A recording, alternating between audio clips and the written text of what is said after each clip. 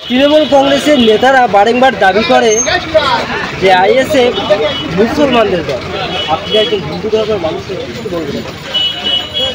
প্রথম কথা হচ্ছে যে তৃণমূল কংগ্রেসের এমনিতেই হচ্ছে তাদের মানে শিক্ষার হাল কোন জায়গায় গেছে সেটা আমরা দেখতে পাচ্ছি। যাদের হচ্ছে শিক্ষা দপ্তরের যারা মন্ত্রী ছিলেন তৃণমূল কংগ্রেসের, তারা সবাই জেলে বসে আছেন।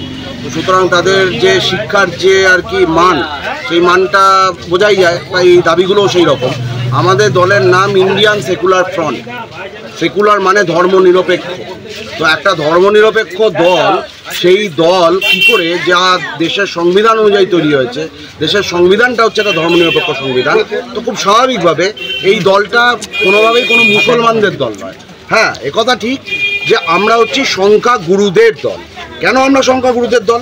কারণ ইন্ডিয়ান সেকুলার ফ্রন্ট এই দেশের সংখ্যাগুরু মানুষের প্রতিনিধিত্ব করে, যার মধ্যে মুসলমান আছে, যার মধ্যে শিডিউল কাস্ট আছে, শিডিউল ট্রাইব আছে, ওবিসি আছে, এবং তার থেকেও বড় কথা খেটে খাওয়া গরিব মেহনতি মানুষ আছে, যার মধ্যে কোনো রকম কোনো জাত বা ধর্মের হচ্ছে কোনো বাছবিচার নেই।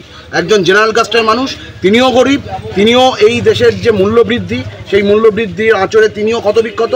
ফলে এই সমস্ত গরিব খেটে খাওয়া শোষিত মানুষদেরকে নিয়ে আমাদের দল তৈরি হয়েছে।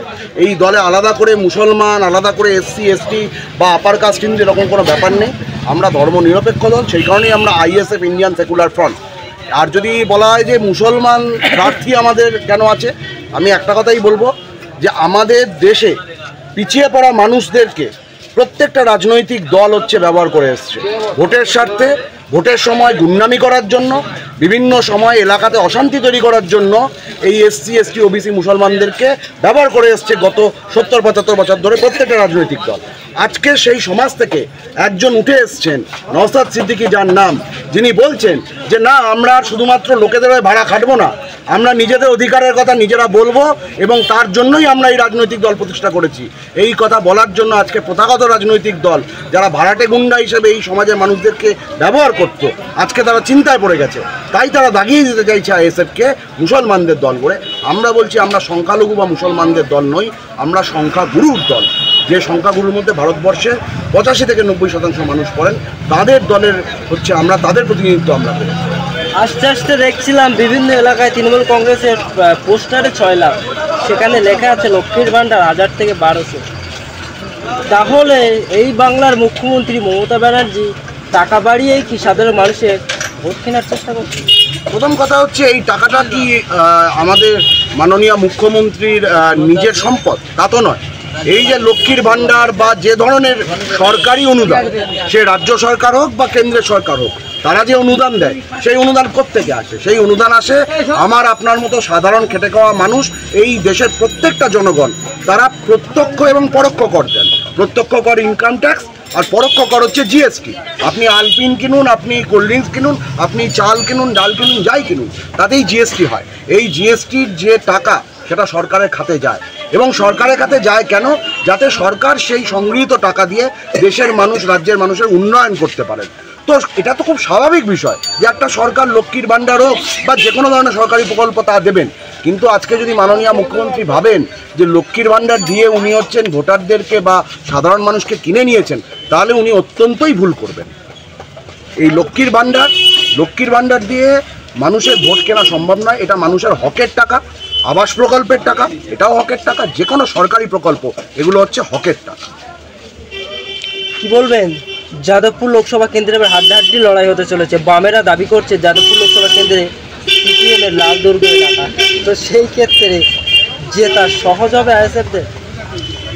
দেখুন, বামেদের বন্ধুদেরকে আমি খুব শ্রদ্ধা করি, কারণ আপামর এমনিতেই বাম রাজনীতির সঙ্গে যারা যুক্ত, নিশ্চিতভাবে তারা অত্যন্ত শিক্ষিত হন।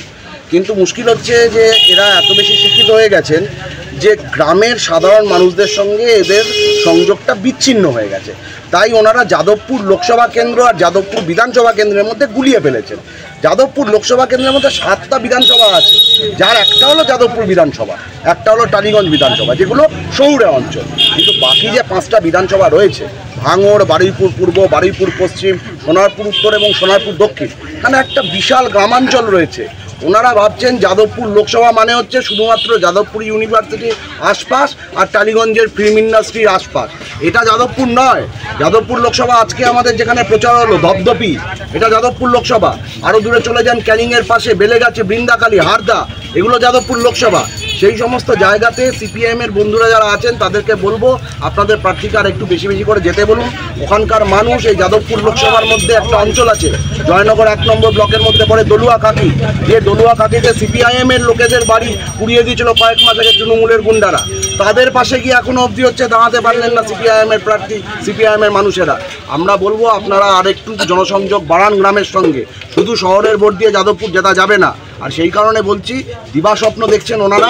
আমরা চেয়েছিলাম জোটটা যাতে হয়, জোট হলে আমরা নিশ্চিত বলতে পারতাম যে এই যাদবপুর আসন থেকে আমরা এই চোর তৃণমূল আর দাঙ্গাবাজ বিজেপিকে আমরা দূরে ঠেলে সরিয়ে দেব, কিন্তু জোট ওনারা করলেন না। আমরা সেই নিয়ে কোনো বিতর্ক বাড়াতে চাই না। এটুকু বলতে চাই শুধু যে বারুইপুর পূর্ব, বারুইপুর পশ্চিম, ভাঙড়, সোনারপুর দক্ষিণ, সোনারপুর উত্তরের এই যে 5টা বিধানসভার গ্রামাঞ্চল আছে, এখানে সিপিআইএমের যে কর্মী বন্ধুরা আছেন তারা একটু নজর দিন কী করে বুথে বুথে তারা এজেন্ট বসাবেন। কারণ বুথে যদি এজেন্ট না বসাতে পারেন তাহলে তৃণমূল যখন হচ্ছে অত্যাচার করতে আসবে তখন কিন্তু তাদের ভোটারকে তারা হচ্ছে সামলাতে পারবেন না। ইতিমধ্যে বহু জায়গা থেকে তাদের ভোটাররা তারা বলছেন যে আমরা নিরাপত্তার অভাব বোধ করছি এবং আমরা আইএসএফের সঙ্গে আসতে চাইছি। আমরা বলেছি সকলে স্বাগত। আমাদের দলের নীতি আদর্শের সঙ্গে যারা আসবেন, তিনি সিপিএম হতে পারেন, তিনি অন্য যে কোনো দল হতে পারেন, আমাদের দলের নীতি আদর্শের সঙ্গে যারা আসবেন তারা আমাদের সঙ্গে আসবেন। আমরা তাদেরকে সবসময় স্বাগত জানাচ্ছি। সিপিআইএম বন্ধুদেরকে আমি বলবো যে এই নির্বাচনের অল্প কয়েকদিন বাকি আছে, আপনারা আরেকটু খাটাখাটি করুন, আরেকটু ঘাম ঝরান।